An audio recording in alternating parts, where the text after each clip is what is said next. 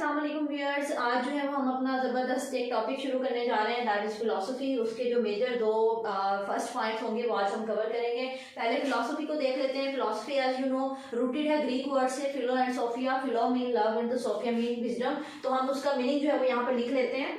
हमने ये bookish words हमें बुक्स में भी मिल जाएंगे। जो हमने डिस्कस करना है फर्स्ट फिलोसफी को समझने के लिए, that is love for wisdom. तो विजडम जो है वो इसमें मेन वर्ड है, मेन पावरफुल वर्ड जो है। तो विजडम से मोहब्बत असल में क्या है? विजडम जो है आज उसको हिकमत भी कहते हैं हम। Actually it is purposeful thought. तो अगर जो है वो आप कहते हैं कि मैं फिलोसफिकल थॉट रखता हूँ, it means you are saying कि मैं पर्पसफुल थॉट रखता हूँ, बामकसद सोच आपकी। तो actually philosophy is a way of thinking. आपने इसको कोई स्कॉलरली डेफिनेशन जो करनी है वो बाद में कीजिएगा, पहले हम इसका एक कॉन्सेप्ट डेवलप कर लें कि असल में ये चीज होती क्या है। तो फिलोसफी जो है वो वे ऑफ थिंकिंग है।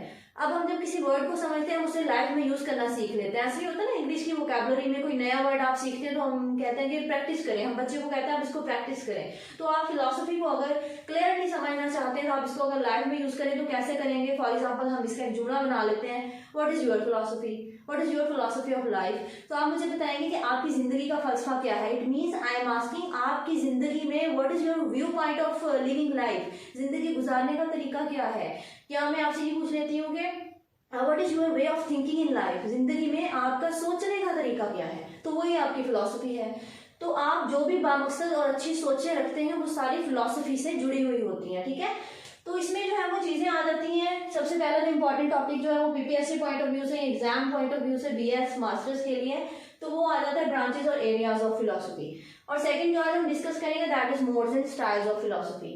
दोनों के दोनों टॉपिक्स बहुत इजी हैं, बहुत कमाल है। साथ साथ इसलिए लिखनी है कि अलग अलग वीडियोस में जो है वो कंफ्यूजन हो जाती है। तो आज यहीं पे डिफाइन कर दूंगी कि इन दोनों में जो है वो कोई भी कंफ्यूजन नहीं रहेगी इंशाल्लाह, ठीक है। तो एरियाज ऑफ फिलोसफी है, ब्रांचेस ऑफ फिलोसफी क्या है वो हम देखते हैं। सबसे पहले हमारे पास ऑन्टोलॉजी। ऑन्टोलॉजी जो है वो सेंट्रल ब्रांच है मेटाफिजिक्स की, बड़ी मेन ब्रांच है ये मेटाफिजिक्स की। सबसे इंपॉर्टेंट चीज इसमें है ही मेटाफिजिक्स, इसीलिए इसको मेटाफिजिक्स भी कह देते हैं। मेटाफिजिक्स क्या होता है?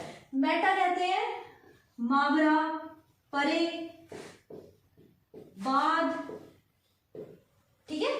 एक ऐसी चीज जो परे हो, अलग हो। किस चीज से अलग हो? मेटा जो है वो एक साबता है, प्रीफिक्स है। किसी वर्ड के साथ जब यूज होगा तो इसके खास मीनिंग होते हैं, यहाँ लिखे हुए हैं। कहाँ यूज हो रहा है? फिजिक्स के साथ।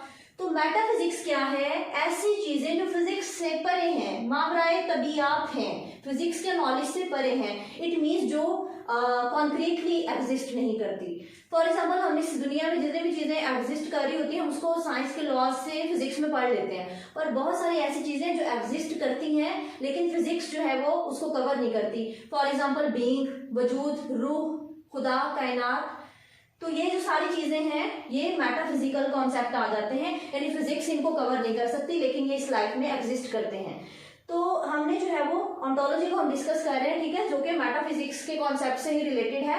तो ऑन्टोलॉजी जो है रियलिटी को लीड करती है। एज यू नो रियलिटी को ये जो है वो डील करती है, I think I said lead, deal करती है, डील्स विद रियलिटी, ठीक है। तो अब जो है वो हमने ये देखना है कि ऑन्टोलॉजी कौन सी रियलिटी को डील करती है। ये बड़ा इंपॉर्टेंट क्वेश्चन है। डील करती है what is man, what is God, what is universe, what is soul, खुदा क्या है, इंसान क्या है, कायनात क्या है, ठीक है। अल्लाह ताला से याद करना शुरू करें। खुदा, फिर अल्लाह ताला ने इंसान को उतारा, इंसान कहाँ उतारा? इस कायनात में, इस जमीन पे। तो खुदा, इंसान और कायनात एक बड़ी खूबसूरत तरतीब है। ये उसकी हकीकत को जो है वो डील करेगी। इसके अलावा बहुत सारे ऐसे क्वेश्चंस जिसको फिजिक्स नहीं डील करती उसको मेटाफिजिक्स या ऑन्टोलॉजी जो है वो डील करती है, ठीक है। बहुत अच्छा और जबरदस्त था, ये छोटा सा कॉन्सेप्ट था। अब हम इसको जो है वो ये नीचे वाला जो है हिस्सा में रेज कर देती हूँ, ठीक है। अब जो है हम देखते हैं कि ऑन्टोलॉजी में जो हमने चीजें अभी डिस्कस की हैं कि गॉड, मैन एंड यूनिवर्स जो है उसकी रियलिटी को ये डील करेगी। तो अब हमारा जो है एक इम्पॉर्टेंट पॉइंट यहाँ पे ये भी है जो कि लाइफ से रिलेटेड है कि फिलोसफी जो है हर इंसान की ही नहीं, हर कल्चर की भी अलग होती है, हर कम्युनिटी की भी अलग होती है, ठीक है। तो अगर हम मिसाल लेते हैं इस्लामिक कम्युनिटी की, तो हमारी कम्युनिटी में जो है वो व्हाट इज गॉड का आंसर क्या है, ही इज द क्रिएटर। बहुत सारी खसूसियात हैं जो अल्लाह ताला से जुड़ी हुई हैं। अल्लाह ताला खालिक है, मालिक है, मुख्तार कुल है, ठीक है। व्हाट इज मैन, इंसान क्या है, वो इस जमीन पर अल्लाह ताला की नियाबत के लिए आया है, उसके रूल्स को इम्प्लीमेंट करने के लिए है। यूनिवर्स क्या है, कायनात इंसान के लिए तस्खीर कर दी गई है। ये हमारा तस्वुर है, हमारा ऑन्टोलॉजिकल कॉन्सेप्ट है, ये हमारी ऑन्टोलॉजिकल फिलॉसफी है इस्लामिक कम्युनिटी की। तो किसी और कल्चर में चले जाएं तो ये चीजें उनके लिए चेंज हो जाएंगी। हम इस चीज को इम्प्लीमेंट करके अगली मिसालों में भी ऐसे ही इम्प्लीमेंट करके डिस्कस करेंगे। नेक्स्ट है हमारा ऑन्टोलॉजी के बाद जो नेक्स्ट है ये आ जाता है एपिस्टेमोलॉजी। अभी हमने डिस्कस किया कि हर कल्चर का जो है वो अपनी फिलॉसफी होती है, तो हर कल्चर का अपना एपिस्टेमोलॉजिकल कॉन्सेप्ट भी होता है। व्हाट इज एपिस्टेमोलॉजी, ये डील करती है नॉलेज और उसके सोर्सेज वगैरह को, ठीक है, नॉलेज से रिलेटेड चीजों को। इल्म क्या है, कौन से जराए हैं इल्म के, वही इल्म का जरिया है या नहीं। इस्लामिक कम्युनिटी में इसका आंसर होगा yes, it is the most authentic source of knowledge. तो वही जो है वो अल्लाह ताला की उतारी हुई कुरान पाक जो है वो सबसे ऑथेंटिक सोर्स ऑफ नॉलेज है। तो किसी और कल्चर का एपिस्टेमोलॉजिकल कॉन्सेप्ट क्या कहेगा कि नहीं ये नहीं है, तो वो उनका कॉन्सेप्ट होगा। तो एपिस्टेमोलॉजी जो है वो नॉलेज और उसके सोर्सेज वगैरह को डील करती है, कौन सा नॉलेज ठीक है, कौन सा नहीं है, कौन सा सोर्स हम यूज करेंगे, कौन सा नहीं करेंगे। उसके बाद जो थर्ड आ जाती है हमारी फिलॉसफी, जो हमारा तीसरा अहम एरिया है, ब्रांच है, दैट इज एक्सियोलॉजी। ये भी हर सोसाइटी में जो है वो डिफर करती है। हमारा एक्सियोलॉजिकल कॉन्सेप्ट राइट एंड रॉन्ग अलग बताएगा। हमारे एक्सियोलॉजिकल कॉन्सेप्ट में कुछ चीजें जो है वो राइट होंगी तो किसी कल्चर के लिए वो रॉन्ग भी हो सकती हैं, लेकिन राइट एंड रॉन्ग का सबका अपना एक सिस्टम होता है। तो हमने देखा एपिस्टेमोलॉजी ने जैसे नॉलेज को डील किया, इसी तरह एक्सियोलॉजी जो है वो राइट एंड रॉन्ग को डील कर रही है, ठीक है। What is right, what is wrong, कौन सी वैल्यूज आएंगी, क्योंकि एक्सियोलॉजी के अंदर जो है वो दो हमारे आ जाते हैं ना, सब एरियाज आ जाते हैं। एथिक्स आ जाता है जो हमें राइट एंड रॉन्ग बताता है अखलाकियात का, और दूसरा एस्थेटिक्स आ जाता है। अब एस्थेटिक्स पे आके बच्चे स्टक हो जाते हैं। एथिक्स समझ में आ गया जी कौन सी वैल्यूज ठीक है कौन सी गलत है, एस्थेटिक पे आके फंस गए। तो एस्थेटिक भी बड़ा सिंपल है, हुस्न जमालियात जो है, कौन सी चीज आपको इंस्पायर करती है और आपकी फिलोसफिकल कॉन्सेप्ट है जो आपका एक्सियोलॉजिकल कॉन्सेप्ट है, किन चीजों की ब्यूटी को आपके लिए राइट समझेगा। हर इंसान में किसी जमालियात होती है, ब्यूटी इंस्पायर करती है। तो हमने हर चीज को जो है वो अपना हिस्से जमालियात की तस्कीन के लिए हर चीज को नहीं अपना लेना, अपने एस्थेटिक सेंस यानी आपको जो ब्यूटी इंस्पायर कर रही है उसके लिए आपने अपने इस्लामिक फिलोसफी के अकॉर्डिंग एक खास वे पे जाना है। आप जो है वो इस एस्थेटिक सेंस को वो करने के लिए, अपनी कॉम्प्लीमेंट करने के लिए, पूरा करने के लिए आप बुत तराशी नहीं शुरू कर देंगे। हम जो है कोई मुजस्मा साजी नहीं शुरू कर देंगे कि इसलिए कि मुझे मुजस्मे बनाना पसंद है। नो, हम जो है वो ताबे हैं किसके, अपने फिलोसफिकल कॉन्सेप्ट के, अपने एक्सियोलॉजिकल कॉन्सेप्ट के।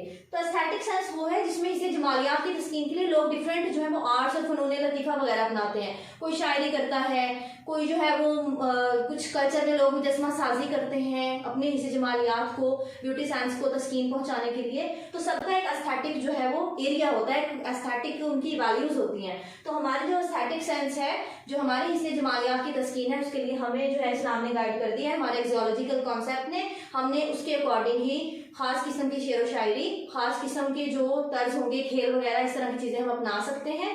फनून लतीफ़ा वगैरह जो है, जिम्नास्टिक वगैरह, ये बहुत सारी चीजें जायज़ हैं अल्हम्दुलिल्लाह।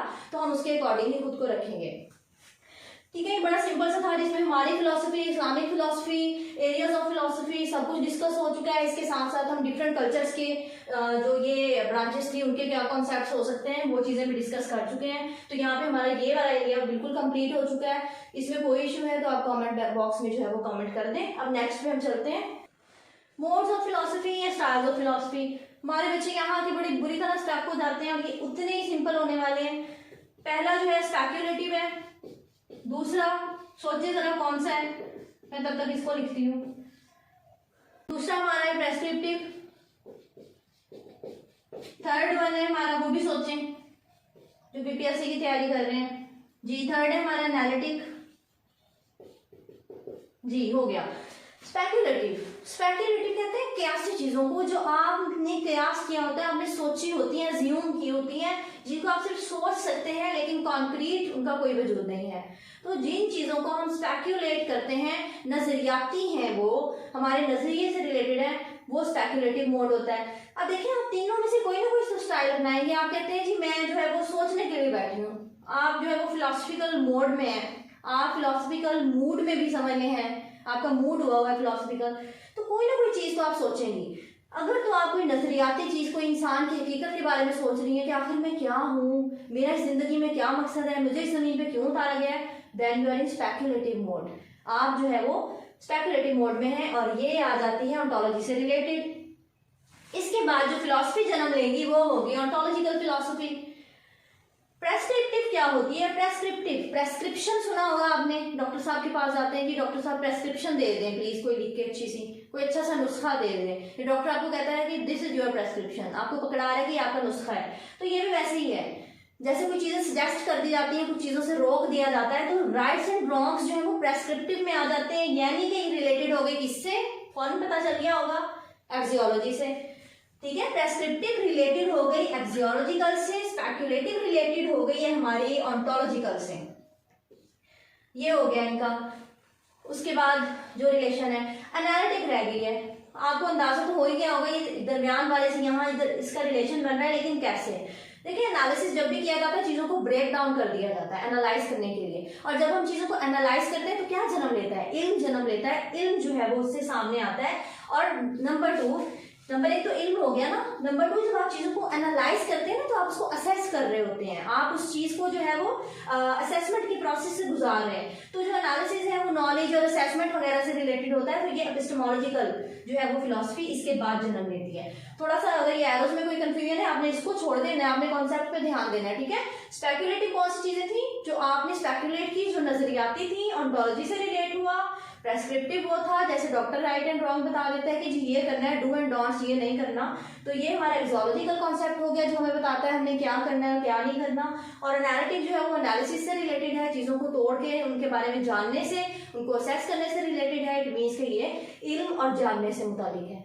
This was it. कोई क्वेश्चन है तो कॉमेंट बॉक्स में आप इसको जो है वो पोस्ट करें अपने क्वेश्चन को। इंशाल्लाह कोई जो है वो इशू सब कुछ क्लियर हो जाएगा। अल्लाह हाफिज।